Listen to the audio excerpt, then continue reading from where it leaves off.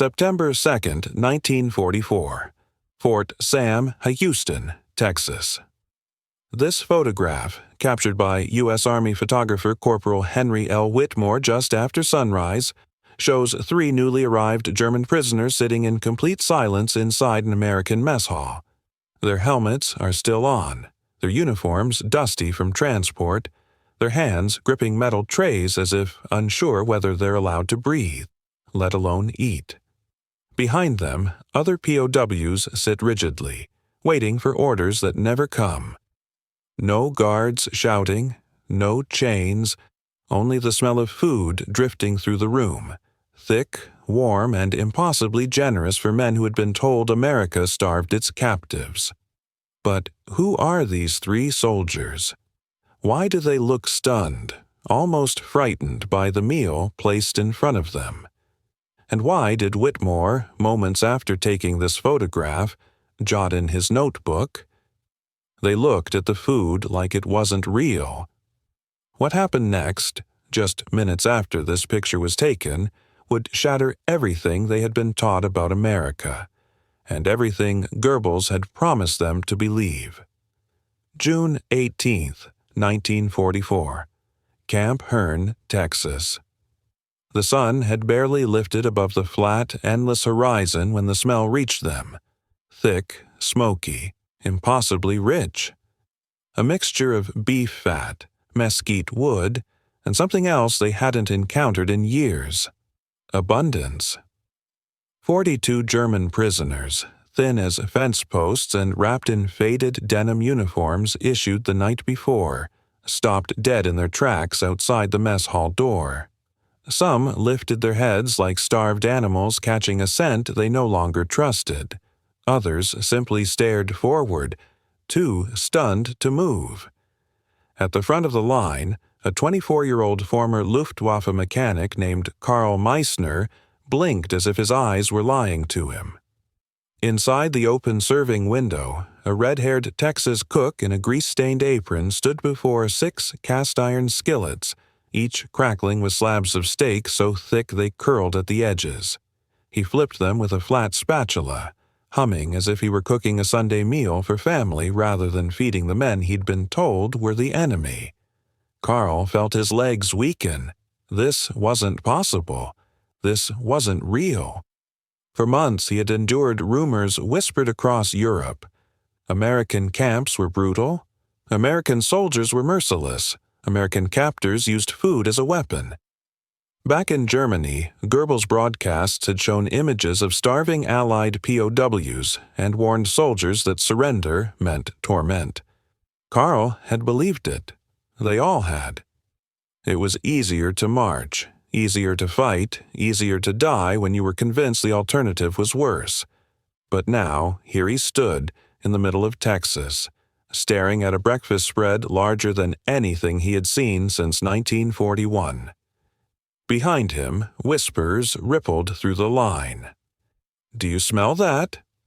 It cannot be real. They're trying to trick us." A guard leaned against the doorway with his rifle slung low, not aimed, not tense, simply resting. He watched the Germans with a bemused expression, as though he couldn't understand why a group of grown men were afraid of walking into a kitchen. Then came the sound that cut through everything. The sizzle, a strip of steak dropped into a hot skillet, sending a burst of smoke swirling upward. The aroma swept across the prisoners like a physical force.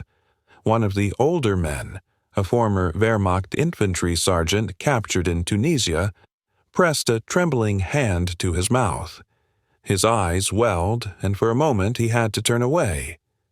The line shuffled forward. One step, another. The building loomed like a threat and a promise tangled together. Karl clutched his metal tray so tightly his knuckles whitened. His stomach cramped from hunger, but the fear inside him was stronger. He didn't trust the smell, didn't trust the ease of the guards, didn't trust the sight of real food piled high in metal pans. He only trusted what the war had taught him. If something looked too good to be true, It was probably a trap. When his turn came, the cook looked him straight in the eye and spoke with a slow Texas drawl. "Mornin', son. Steak or steak?" Carl didn't answer. He couldn't. His throat had closed, his mind blank. The cook shrugged, scooped a portion of scrambled eggs onto the plate and laid a thick cut of meat beside it. "Eat up. You look like the wind could knock you over." The plate felt warm against Carl's hands. Warm, heavy, real. He stared at it as though it might explode. Behind him, the line pushed forward and he took a step to the side, but his knees buckled. The tray slipped, clattering against the floor, eggs and steak scattering across the concrete like fallen treasures. He grabbed the edge of a table to steady himself, but the world tilted. A guard rushed forward, catching his arm just before he collapsed entirely. The mess hall fell silent. Every German stood rigid. Every American paused mid-motion. The cook froze, spatula still in hand. Carl gasped for air, blinking back a sting of tears he had not felt since childhood. Why would you feed us this?" he whispered in jagged English. The guard supporting him didn't laugh. He didn't bark an order. He simply said, "Because you're hungry."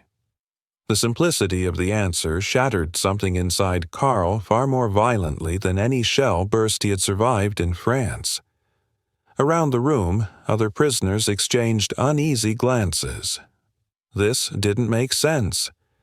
This wasn't what they had been told. This wasn't what the Reich had warned them about.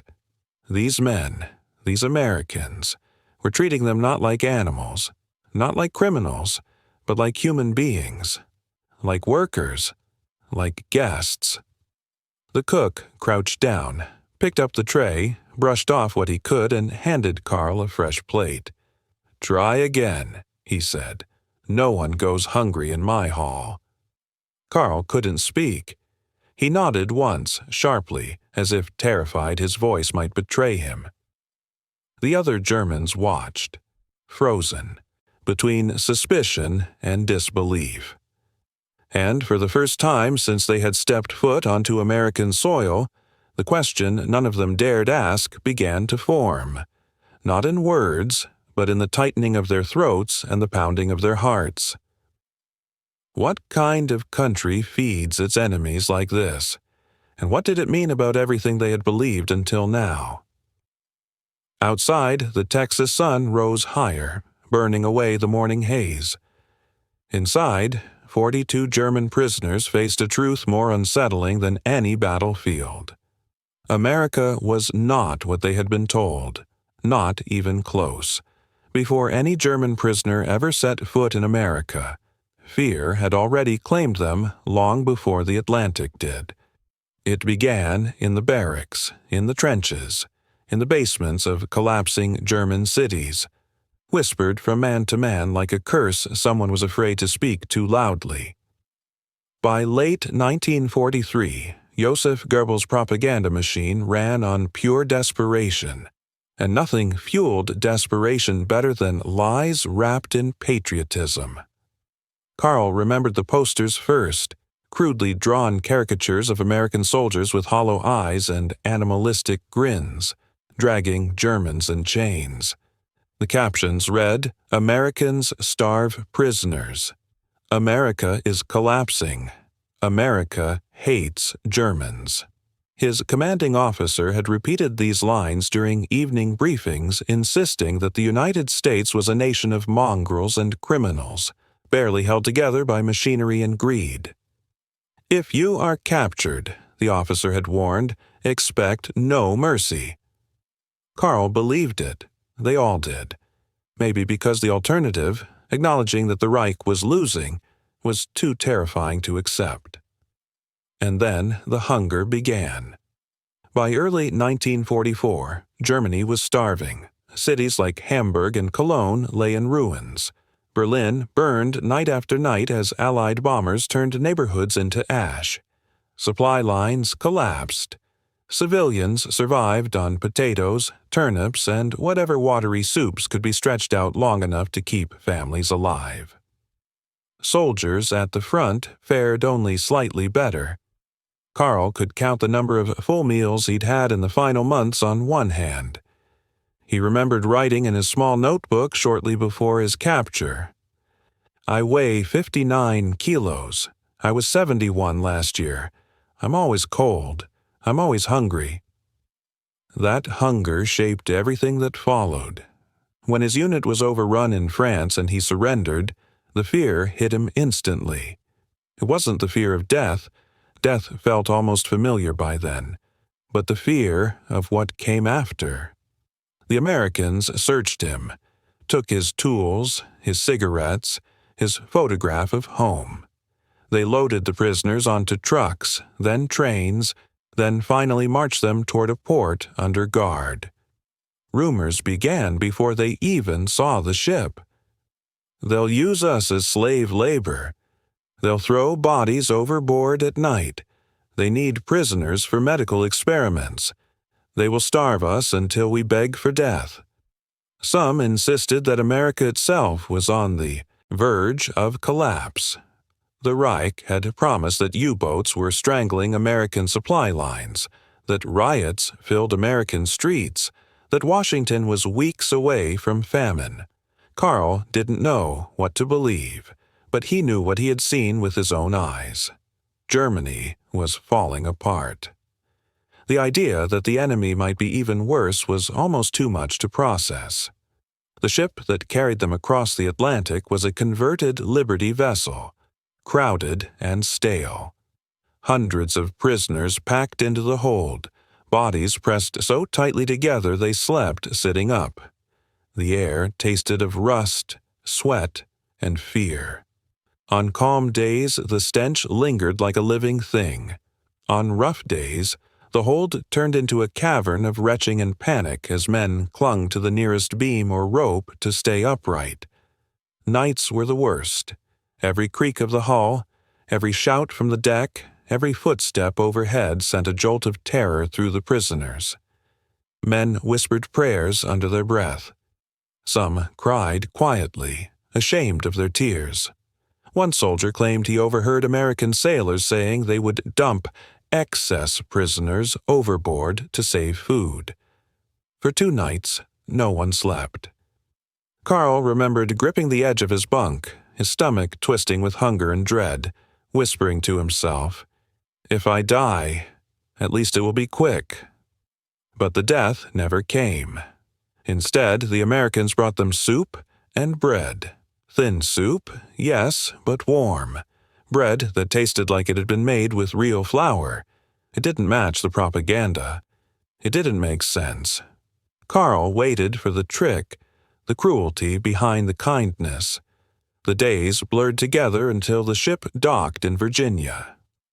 When the hatch opened, sunlight poured down like a blessing and a warning. The prisoners blinked into it, bracing for the lash of rifles, the bark of orders, the brutality they had been promised. Instead, they saw order, organization, dot and efficiency. American medics checked their vitals, their feet, their wounds. Trucks lined up in perfect rows. Soldiers stood at ease, not twitching with suspicion or hatred. A sergeant announced through an interpreter that the prisoners would be transported inland for processing and housing. His tone was flat, businesslike, completely devoid of malice. Carl's confusion deepened with every passing minute. Then came the train ride west. If Germany had been starving, America was feasting. Through the windows, the prisoners saw landscapes that felt almost mythical to men raised in a war economy. Miles of farmland, factories stretching to the horizon, rail yards overflowing with engines and freight cars, towns bustling with stores and cars and people who did not look like they were suffering at all. One prisoner muttered under his breath, "If this is collapse, God help us when they stand tall." By 1944, the numbers told the truth Germany had refused to accept. 96,000 American aircraft produced in a single year, 8 million tons of shipping launched from American docks. More tanks, trucks, and jeeps than the entire Axis combined a population fed so well they could afford to export food while fighting a global war. Meanwhile, Germany rationed everything: bread, coal, soap, fabric. Winter coats were patched until they fell apart. Children fainted in schoolyards. Entire cities stood in line for hours hoping for scraps. Carl remembered stepping off the train in Texas and touching the dry earth with shaking fingers. It felt stable, solid, nothing like the fractured homeland he had left behind. And yet, the fear remained. It clung to him during intake. It followed him into the barracks. It lingered in his stomach even as it growled with hunger.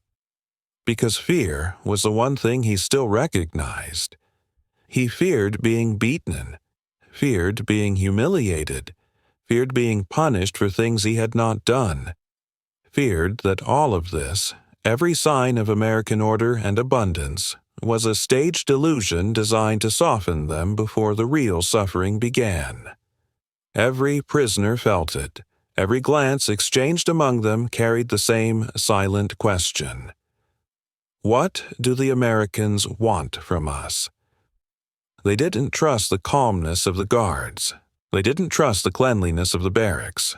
They didn't trust the scent of food drifting from the mess hall at dawn. They trusted only their fear.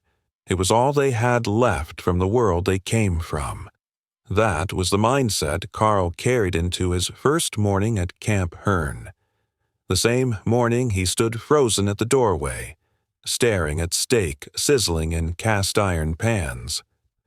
A young man shaped by hunger, indoctrination, and a lifetime of war, completely unprepared for a country powerful enough not to hate him.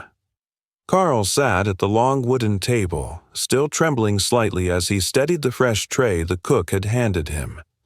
The new plate held exactly what had been on the old one: scrambled eggs, a thick steak, toast glistening with a smear of butter. But this time he didn't drop it. He lowered himself onto the bench as cautiously as a man disarming a mine. Around him, the other prisoners moved the same way: slow, suspicious, silent. No one dared speak above a whisper, as if loud voices might break the spell or summon the cruelty they had been bracing for since capture. But the Americans didn't act like guards preparing to torment beaten enemies. They acted like ranch hands overseeing a breakfast rush. One of them, a lanky young soldier with sandy hair, tapped the side of a coffee urn and called out, "Fresh pot coming through." He carried the heavy metal container effortlessly, weaving between tables as if he'd done it 100 times before. When he reached Carl's table, he stopped and nodded politely. "Coffee?" he asked. Carl stared at him, unsure if it was a trick question. In Germany, coffee had become a memory, an aroma associated with time so distant they felt like childhood games. The Wehrmacht issued bitter substitutes brewed from roasted barley, chicory, or anything that could mimic the color brown. But the smell rising from that urn was unmistakably real. The guard waited a moment, then smiled gently. "Don't worry, it's free." Carl managed the smallest of nods. The guard filled his tin cup and moved on, leaving behind a swirl of steam that curled upward like a ghost of peace. Carl lifted the cup to his lips. The liquid burned, but he didn't care. It tasted like warmth, like mornings before the war, like a world that had disappeared under rubble and ration lines. He felt his throat tighten. Across from him, a former infantry corporal named Dieter took a cautious bite of his steak. His eyes widened. "It is tender," he whispered in disbelief. "How is it tender?" The man beside him muttered, "Their prisoners eat better than our officers." The room buzzed with uncertain chewing. Forks scraped cautiously on plates. No one looked comfortable, but no one stopped eating. Then came another shock. The cook, Red, as the Americans called him, walked from table to table checking the trays as if evaluating his own performance. "Mornin', boys," he drawled. "Food decent?" A few Germans stared at him in silence, unsure whether they were allowed to answer. Dieter swallowed hard and managed a timid nod. Red slapped the edge of the table proudly. "Good. You work hard today. You'll need it." Carl felt his pulse spike. Work? Hard? For a moment the old fear surged. Hard labor? Punishment? Forced marches? Red seemed to catch the flash of panic in Carl's eyes and softened his tone. "Nothing rough, just some ranch chores. Nothing worse than what my brothers did growing up." He didn't elaborate. He didn't threaten. He simply adjusted his apron and moved on. It was baffling. These men weren't angry. They weren't vengeful. They weren't waiting for the Germans to break. They were at ease, comfortable, almost relaxed. For Carl, the confusion was suffocating. He whispered, "Why do they treat us like this?" Dieter shook his head. "I do not know." But someone nearby did. An older guard, maybe in his 30s, overheard the question as he refilled salt shakers. He paused, set the tin container down, and answered in slow, clear English. "Because you're prisoners," he said. "Not criminals, not animals." Carl blinked. The words made no sense. The guard continued. "This is America. We follow the Geneva rules. Feed you right. Treat you fair. Makes the war shorter if you ask me." He picked up the salt tin, tapped it twice, and walked away as casually as if he'd explained the weather. Carl felt something inside him loosen, a knot that had been tied since he raised his hands in surrender. The Geneva rules. In Germany, they had heard of the Geneva Convention, but only as an abstract legal framework used when convenient. No one had expected the Americans to honor it this rigorously, especially not in the middle of a global war with hundreds of thousands of German soldiers fighting their sons, brothers, and friends overseas. Yet here they were, being fed better than German civilians. Carl took another bite of steak. It melted in his mouth. He had forgotten food could do that. As he ate, he watched the Americans with growing curiosity. There were differences, huge ones, between what he had imagined and what he saw. The guards didn't patrol with rigid discipline. They moved like men accustomed to wide-open land, hands resting lazily near their belts rather than gripping rifles. They chatted with each other, sometimes joking, sometimes talking about home or farming or baseball, whatever that was. Their boots were worn but well made. Their uniforms looked fresh, whole, not patched 50 times like German field gear. But more than anything, they acted like men who weren't afraid, men who didn't need to assert dominance through cruelty. It was disorienting. Later that morning, after breakfast, the prisoners were lined up outside and assigned to work crews. Carl's group was sent to a nearby cattle ranch, escorted by 2 guards who rode horses while the Germans walked. The guards didn't bark orders. They gave instructions like foremen, not conquerors. At the ranch, a weathered cowboy with sun-creased cheeks and a polite nod greeted them. "You boys ever mend fence?" he asked. None answered. He pointed with a gloved hand toward a pile of wooden posts and rolls of barbed wire. "Well, you're about to learn. Ain't hard. Just takes patience." He handed Carl a pair of leather gloves. Carl hesitated. "For me." "For who else?" The cowboy chuckled. "Gonna tear your hands up without 'em. Come on now." All day the prisoners worked under the open Texas sky, hammering posts, pulling wire taut, wiping sweat from their brows. The guards didn't rush them. The cowboy taught them how to angle posts into the earth, how to twist wire without cutting fingers, how to read the land. Carl found the work exhausting but strangely peaceful. There were no threats, no shouts, no blows, only effort, sweat, and a shared goal. At noon, the cowboy handed out canteens of cold water and sandwiches thick with meat and cheese. Carl stared at the sandwich, stunned. In Germany, meat had become a once-a-month luxury. Here, it was lunch for prisoners. He asked softly, "Why do you give us this?" The cowboy shrugged. "Hungry men don't work worth a damn. Besides," he tipped his hat, "my boys are overseas. If they got captured, I'd pray someone treated 'em right." The sentence hit Carl with unexpected force. My boys are overseas. These men weren't just guards. They were fathers, sons, brothers. They had loved ones fighting German soldiers just like him. Yet they still believed in fairness, in decency, in treating prisoners like human beings. Carl's throat tightened. He looked at the sandwich again. Then he ate slowly, as if trying to understand the meaning in every bite. By sunset, when the work detail ended and the prisoners were marched back toward camp, Carl noticed something strange.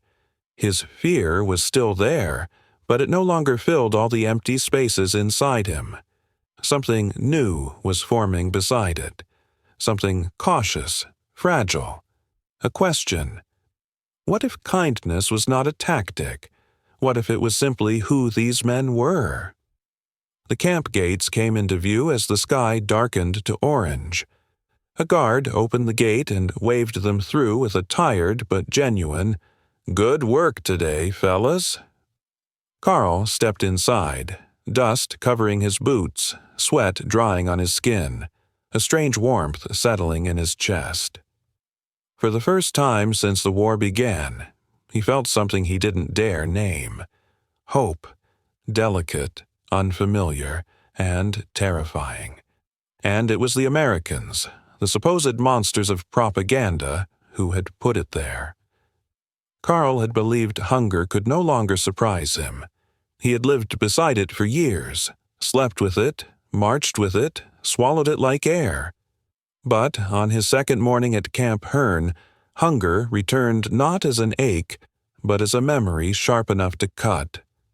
The mess hall was louder today. Not loud with noise, loud with tension. German prisoners filed in with the same stiff posture as the day before, their eyes darting between the guards, the cook, and the trays stacked high with food. But something was different. They were no longer just scared. They were confused. Confusion was dangerous. Confusion cracked the mind open. When Carl received his tray, he stared down not at steak this time, but at something he hadn't tasted since before Stalingrad fell. Buttered bread. Real butter, pale yellow, melting at the edges. Next to it was oatmeal sweetened with brown sugar, 2 sausages, and a cup of fresh milk so cold condensation formed on the metal. Beside him, a prisoner named Johann froze completely. His breath caught as if he'd been struck. His eyes filled all at once. "That," Johann whispered, "that looks like my mother's table." Carl barely heard him. His own hands were shaking. America was feeding them like this? 2 days in a row? A young guard moved past with a crate of fruit, actual fruit, oranges and apples, and set it on a counter with a grunt. "Fresh shipment from Fort Worth," he said. "Eat up, boys." Boys, not enemies, not beasts. Boys. That single word cracked something inside Johann. His tray slipped from his hands, clattering against the floor. A sausage rolled toward the foot of an American guard, who bent down automatically, picked it up, and handed it back. Johann didn't take it. He covered his face and sobbed like a man who had lost his last anchor. The mess hall fell silent. No one touched him. No one shouted. The guards exchanged worried glances, unsure if this was a medical emergency or something deeper. The prisoners watched with hollow eyes, each one recognizing the collapse they themselves were trying to hold back. Carl swallowed hard. Johann. But Johann only shook his head violently, each sob ripping out of him like a wound reopening. Between gasps, he choked out the words in German. How? How does the enemy feed us better than our own country? Carl felt those words like a blow to his chest. He had no answer. None of them did. Rumors moved fast in captivity. By noon, every man in Camp Hearn had heard that a prisoner had broken down crying at breakfast. Some mocked him quietly. Nazis clung to pride like armor, but most understood. They had felt their own knees wobble when they first tasted American meat, or when they saw shelves stacked with canned goods in the camp canteen. Carl wasn't prepared for his own breakdown. It came 3 days later. He was assigned to a work detail at a cotton farm 12 miles from camp. The sun was merciless. The labor wasn't cruel, but it was exhausting. When the midday whistle blew, Carl dragged himself beneath the shade of a pecan tree along with the others. The farmer's wife brought lunch in metal bins stacked inside the back of a Ford pickup. She wore a sun hat and a floral dress, her sleeves rolled, her hands strong from years of work. She didn't treat them like men who had bombed her country's allies. She didn't look afraid of them, nor resentful. She simply said, "You fellas must be starving. Here, eat before it gets warm." Carl took his container and opened it. Inside was a chicken leg, mashed potatoes with thick white gravy, collard greens, and cornbread. The smell alone transported him somewhere he couldn't name, a place he hadn't been in years, a place where he wasn't starving, a place where the world hadn't ended. His hands trembled. The farmer noticed. "You all right, son?" Carl nodded quickly, too quickly. "Yes, thank you." The words felt forbidden in his mouth, like betrayal. The farmer sat down beside him as if sharing lunch with prisoners was the most natural thing in the world. "My boys are fighting overseas," he said, glancing toward the horizon. "If they got captured, I'd hope someone treated them decent, too." Carl stared at him. The sentence replayed in his mind. If they got captured, I'd hope someone treated them decent. It was the simplest truth he had ever heard. It destroyed him. Not slowly, not subtly, instantly. His chest tightened, his vision blurred. The world went muffled around the edges. He set the food aside, buried his face in his hands, and felt every wall inside him collapse. He cried without sound at first. Then the sobs came, raw, broken, involuntary. The kind of sobs that came from the part of him he'd hidden even from himself. The other prisoners froze. The American guards looked uncertain, gripping their rifles awkwardly, not out of fear, but out of helplessness. The farmer placed a hand on Carl's back, steady and gentle. "Easy, son, you're safe. Eat when you can." "Safe," he said, "safe." As if the word meant something. Carl could barely breathe. His throat spasmed as memories flooded him all at once. His mother scraping the last butter from a ration tin. His younger sister crying when the bread line ran out. His father in a Luftschutzkeller telling them the Americans were devils. His commander shouting that surrender meant death. His stomach aching through entire winters. The posters showing America in flames. Lies, all lies. The truth hit him with brutal clarity. America was feeding them 3,200 to 4,000 calories a day. More than German civilians, more than German soldiers, more than he had seen in years. Though back home, people survived on 1,200 to 1,600 calories if they were lucky. Bread mixed with sawdust. Ersatz coffee brewed from acorns. Watered-down soups.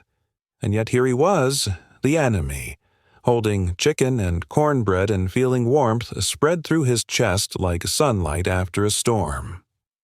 The propaganda shattered completely. There was no anger in the shattering, only grief and relief and shame. He lifted his head at last, eyes red, cheeks streaked with dust and tears. The farmer's wife stood a few feet away, watching quietly, holding another plate as if waiting for him to be ready. Carl whispered, "Why?" It was the only word he could form. She understood anyway. "Because it's what decent people do," she said softly. The decency was the breaking point. Not cruelty, not punishment, not violence. Kindness, simple, uncalculated human kindness, broke him more deeply than any enemy blow could have. That evening, back in camp, the men lay in their bunks in heavy silence. No one mocked Carl. No one whispered about weakness. Every man there had felt the tremor inside himself. Every man had stared at a plate of food and wondered if he had been fighting a ghost. Johann spoke first in the darkness. "This place," he whispered, "this country, it is not what they said." One by one, the prisoners murmured in agreement. Someone asked quietly, "Then why did they not tell us the truth?" Carl answered without thinking, "Because if we had known, none of us would have wanted this war." The room fell silent again. Outside, the Texas night hummed with cicadas. Somewhere far off, a train whistle echoed across the plains. And inside the barracks, 40 men lay awake, grappling with a truth more devastating than defeat. America didn't just win with weapons. America won with abundance, with fairness, with humanity. And that realization, delivered through a plate of food and a stranger's kindness, broke them open in ways the Reich could never repair. For weeks after his breakdown beneath the pecan tree, something inside Carl shifted. Not suddenly, not with fanfare. It happened the way a dawn rises. Slowly, quietly, almost unnoticed until the light is everywhere. He woke each morning to the bugle call, to the smell of coffee drifting through the barracks, to the shuffle of guards who did not bark orders or kick beds, but simply called out, "Rise and shine, fellas." Every day felt like a lesson he hadn't asked for but desperately needed. And the lesson was this: America was strong not in spite of its kindness, but because of it. Carl began to see it everywhere. One morning, he and the other prisoners were assigned to clear drainage ditches along the road leading to a ranch 7 miles east of camp. The sun was already high when they arrived, and the Oklahoma-born private supervising them, no more than 21, wiped his brow with his sleeve and grinned sheepishly. "Hot one, ain't it?" he said, handing Carl a shovel. Carl nodded, amazed at the casual way the soldier spoke to him. No disdain, no superiority. Just a man talking to another man under the same sun. As they worked, Carl watched him closely. The young American didn't hover. He didn't insult. He didn't threaten. He helped dig, laughed at his own clumsiness when he slipped in the mud, and offered water without being asked. Carl thought of German officers he'd served under, rigid, distant, terrified of appearing anything less than perfect. This soldier didn't fear imperfection. He feared nothing at all. Carl whispered to Dieter beside him, "They are confident men." Dieter shrugged. Their country is confident. The truth rang inside Carl like a bell. Confidence made these men gentle. Fear had made German leaders cruel. Later that week, the prisoners were sent again to the cotton farm. When they approached the farmhouse, the farmer's wife was already waiting with pitchers of sweet tea, condensation dripping down the glass like jewels. "Take a break in the shade," she said, waving them toward a row of chairs she had set out beneath the porch. "Y'all work hard. Sit and cool off." Sit, cool off, rest. Words Carl had not heard from a superior since the war began. As he drank the cold, sugary tea, he let his eyes wander across the farm, the windmill turning lazily, the cattle grazing peacefully in the distance, the American flag fluttering on the barn roof. He had grown up believing Germany was the disciplined nation, the strong one, the prepared one. But here, on this ranch in the middle of Texas, he understood he had never truly seen strength before. Not this kind. Not the strength built on plenty, on stability, on an unwavering belief that tomorrow would be better than today. This was the strength of a people who didn't need to prove themselves every second. The strength of men who didn't need cruelty to assert power. The strength of a country unafraid. A country generous because it had enough. A country fair because it was secure. A country friendly because it feared no one. Carl set the glass down, feeling the coolness fade from his fingers. How can a nation be this calm? He whispered. The farmer, hearing him, smiled. Well, son, America ain't perfect, but we try to do right. My daddy always said, a man's worth shows in how he treats folks who can't do nothing for him. Carl felt the words settle in him like anchors. In Germany, worth was measured by obedience, sacrifice, and loyalty to the Reich. In America, worth was measured by decency. That night in the barracks, a few prisoners gathered near the dim lantern to write letters home. Letters that would be censored, of course, but still allowed. Carl hesitated, then took a pencil and sheet of thin Red Cross paper. For a long moment, he stared at the blank page. Every word he had been taught felt false now. Every instruction, every lecture, every speech from the Reich minister felt like a tool he had willingly held to his own throat. Finally, he began writing. I must tell you something. The pencil moved slowly, deliberately. The enemy treats us like men. Maybe they are not the enemy after all. He paused.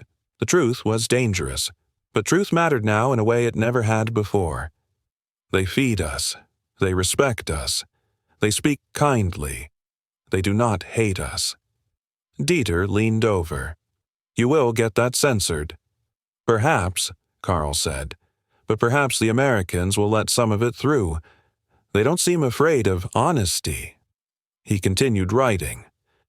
I think now that strength is not in shouting or uniforms or flags. Strength is in kindness. Real strength has nothing to fear. As he wrote, he felt something lift from his chest. Something heavy he'd carried since training camp, since the first propaganda lecture he'd ever sat through at 18. He ended the letter with a line that surprised even him. If Germany had treated men this way, perhaps we would not be losing this war. He folded the paper and set it aside. In the corner of the barracks, Johann, who had cried over buttered bread days before, sat polishing his boots absent-mindedly, a strange serenity in his eyes. They are not weak, Johann murmured. That is what I realized today. Carl nodded. No, they are strong because they do not need to be cruel. Johann breathed out slowly. Then we were lied to about everything. Carl didn't argue. There was nothing left to argue. Over the next weeks, the awakening deepened. During a work detail at a cattle ranch, the prisoners watched in awe as a cowboy repaired a broken fence line using only a hammer, a piece of wire, and sheer, stubborn skill. No speeches, no shouting, just competence. When he finished, he tipped his hat to the Germans and said, "Ain't pretty, but it'll hold." The Germans laughed. It was the first time they had laughed with an American rather than at an American. The first time they realized they admired these men a little. One day, the Oklahoma private taught the prisoners how to skip rocks across a river during a lunch break. Another shared a story about his mother's cooking. A guard offered Carl a cigarette and said, "Peace tastes better than hate, don't it?" It did, and each small moment chipped away at what remained of their old beliefs. Each act of decency rebuilt something the war had shattered. Each American smile reminded them that humanity did not belong to one flag or another. It belonged to individuals, to choices, to moments. As summer deepened, the camp changed subtly. The guards grew friendlier, the prisoners grew calmer. The fear that had ruled the barracks now sat quietly in the corner instead of controlling the room. Carl found himself walking back from work one evening, staring at the sky smeared with pink and gold, and feeling, for the first time, safe. Truly safe. Not in the way a soldier feels when his commanding officer praises him. Not in the way a city feels when the sirens stop. Safe in a human way. He whispered to himself, "So this is America. Not the America of posters or rumors or propaganda. A different America, a better one. A place where strength did not come from fists or fear, but from character, from generosity, from pragmatism, from friendliness, from fairness." He wondered what Germany might have become had it valued such things. And as fireflies flickered over the Texas grasslands, Carl realized something profound. The Americans had defeated him as a soldier, but they were saving him as a man. When the war finally ended, the gates at Camp Hearn opened not with fanfare, but with a quiet, heavy finality. For months, rumors had drifted through the barracks. Germany surrendered, Hitler was dead, the Reich was gone. But none of it felt real until the day the trucks rolled in to begin the processing for repatriation. Carl stood among hundreds of men lined up in the Texas sun, each carrying a small bundle containing everything they owned in the world. Some carried gifts from American farmers, a hand-carved toy, a handkerchief, a Bible, a pack of cigarettes tucked into a pocket by a guard who said, "For luck out there." Others carried nothing but memories. Carl carried a wooden cup the cowboy cook, Red, had given him during their final morning together. Etched into the side was a word burned gently into the grain. Danke. The trucks rumbled to life, and Carl climbed aboard. As they pulled away from the camp, he looked back at the guard tower one last time. A young American private stood at the top, and when he saw Carl watching, he lifted his hand in a simple, unguarded wave. Carl hesitated, then raised his own hand in return. The war had taken many things from him, but America had given him something he did not expect: dignity. The journey back to Europe was colder, quieter, and somehow lonelier than Carl had anticipated. The Liberty ship sliced through gray waves under a slate sky as the prisoners, now technically ex-prisoners, huddled together on deck. No one knew what waited for them. Cities had been destroyed, families scattered, governments collapsed. A home existed only as an idea, not a guarantee. One night, Carl sat alone near the railing, turning the wooden cup over in his hands. Johann approached and lowered himself beside him. "You think they will believe us?" Johann asked quietly. Carl shook his head. "Not at first. What will you tell them?" Carl thought for a long moment before answering. "The truth, that the Americans treated us like men, that they fed us, that they worked beside us, that they surprised us." Johann nodded. "Surprised me, too." They sat in silence, listening to the waves slap the hull. Then Johann whispered, "I wish Germany had been more like America." Carl didn't respond, but he didn't need to. They both knew it. When the ship reached Bremerhaven, the men stepped onto German soil to find a country unrecognizable. Cities were flattened, schools and hospitals lay in ruins. Families wandered like ghosts through the wreckage, searching for scraps of food or signs of loved ones. The air smelled of wet ashes and desperation. Carl's hometown had been bombed repeatedly. He found his childhood street, but not his house. His mother and sister had been evacuated months earlier. No one knew where they were now. In the first chaotic weeks after returning, Carl lived in an abandoned rail building with dozens of other displaced men. They scavenged for food, cooked thin soups over makeshift fires, and tried not to think about the future. But Carl did think about the future. Constantly. And he kept thinking about America. He thought of the cowboy who taught him to mend fence, the farmer's wife offering tea, the young Oklahoma private with the gentle voice. He thought of the fairness, the pragmatism, the effortless confidence that shaped every interaction he'd seen. He thought of the strange, impossible idea that a nation could be powerful without cruelty. He found himself telling stories to the men in the shelter, stories about Texas work crews, mess hall breakfasts, and guards who said things like, "Take a break," or "Eat first, then we talk."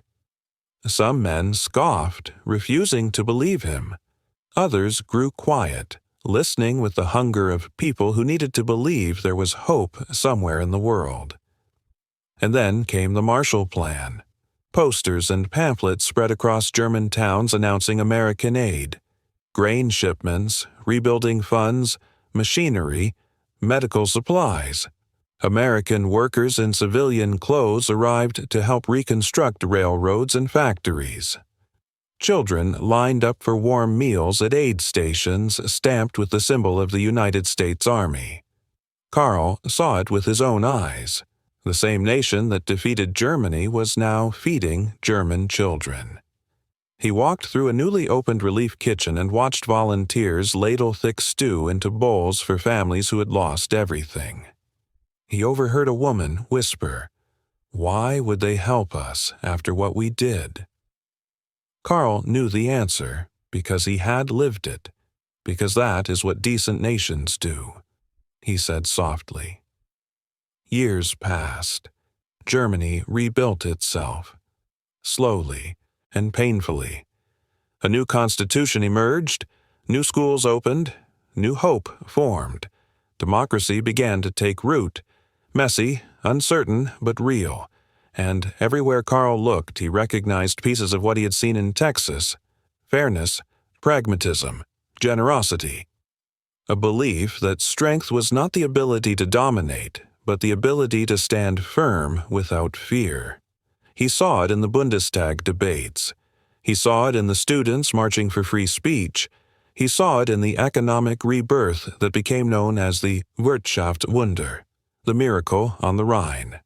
America had not just defeated Germany.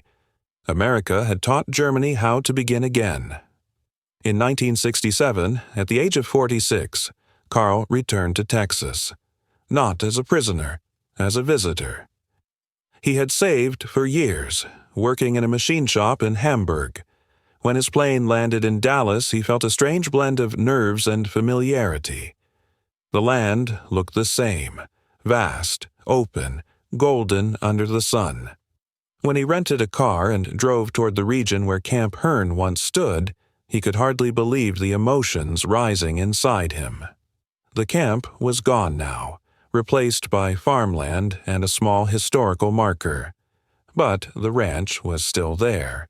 The cotton fields, the windmill, the porch where he had once sipped sweet tea. They were unchanged.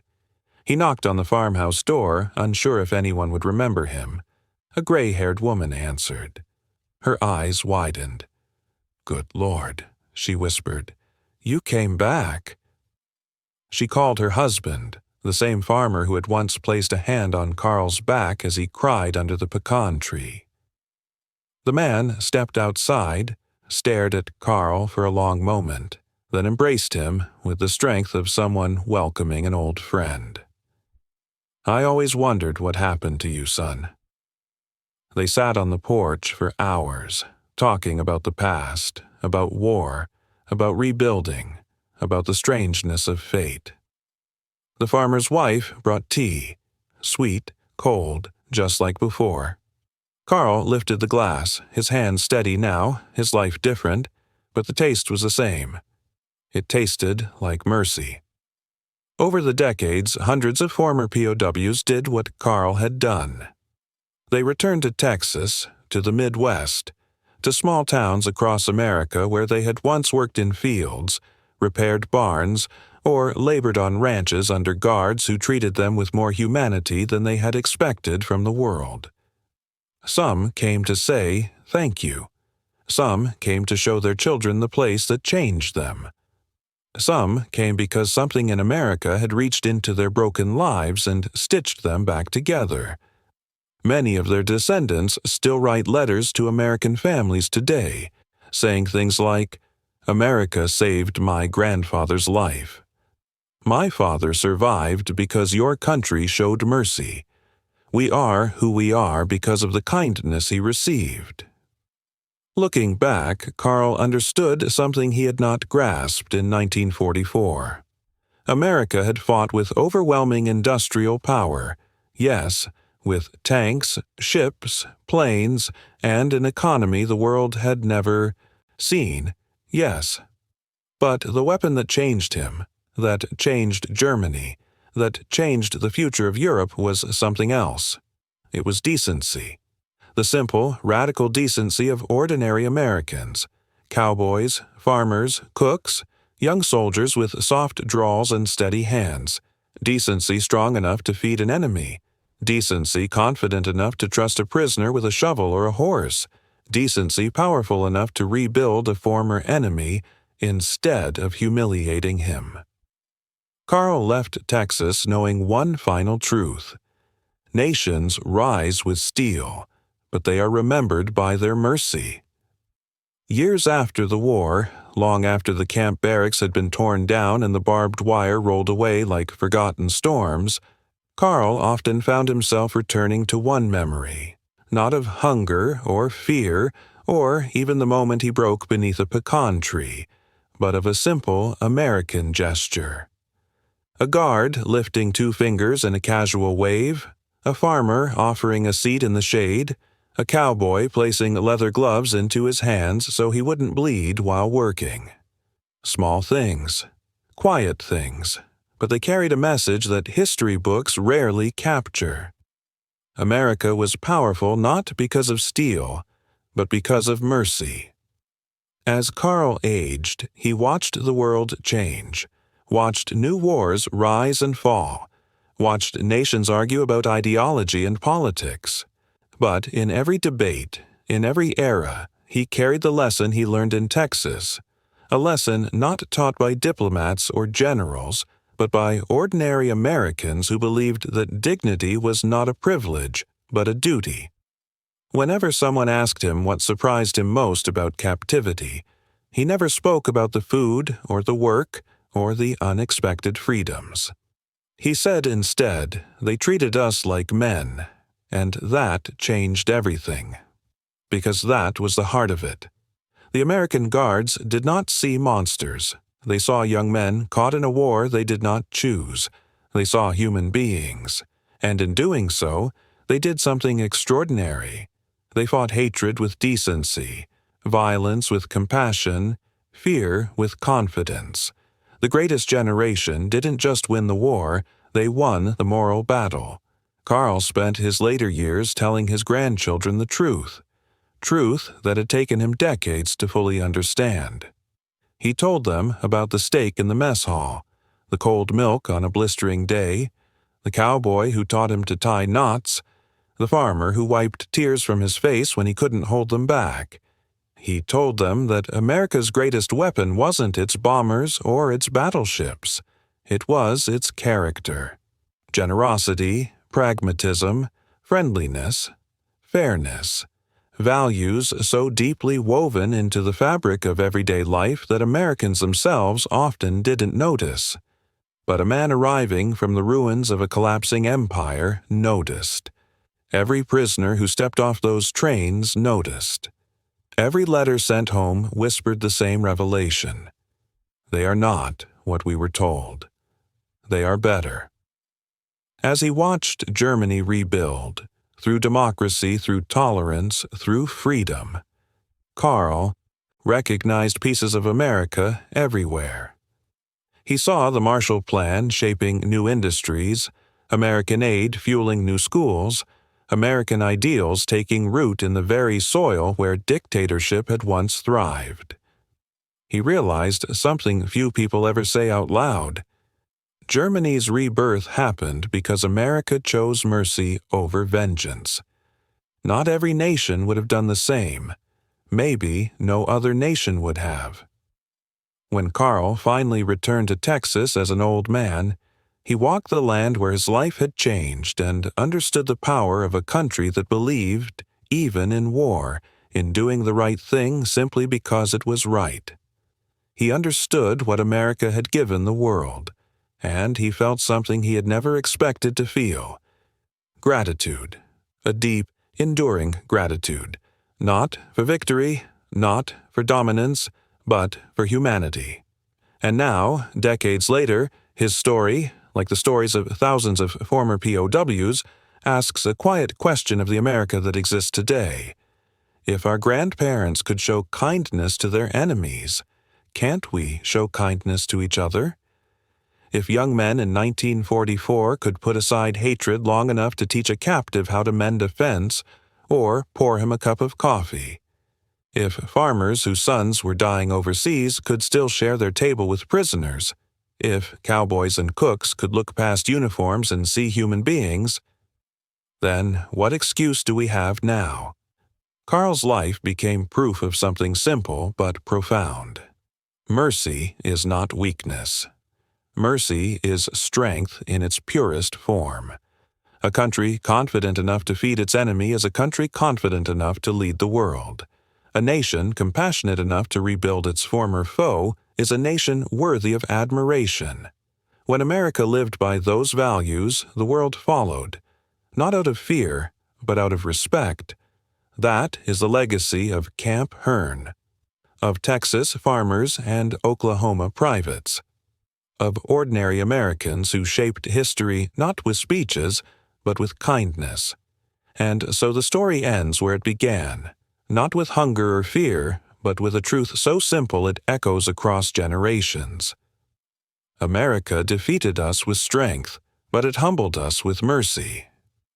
Carl carried that truth to his final days, and those who heard his story, his children, his grandchildren, the Americans who once guarded him, carry it still.